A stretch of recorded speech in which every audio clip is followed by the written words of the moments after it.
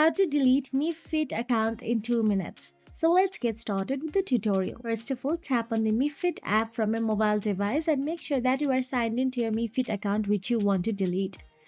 Then all you have to do is tap on the profile option available at the bottom right corner of your screen and navigate to your MiFit profile.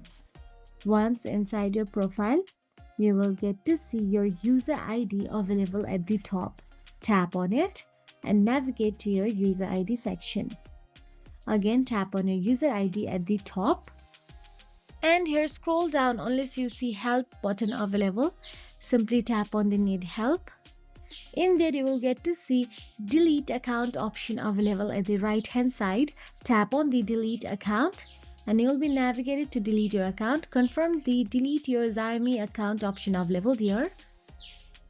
And all you have to do is tap on the next button available there and enter your verification code sent to your Gmail. Make sure you go to your Gmail and you will get to see the verification code available there like this, and tap on the next button available there. And your account will be deleted successfully once you agree to the terms and conditions. Tap on the delete account and there it is. If you found this video helpful, please like, share and subscribe our channel, and thank you so much for watching.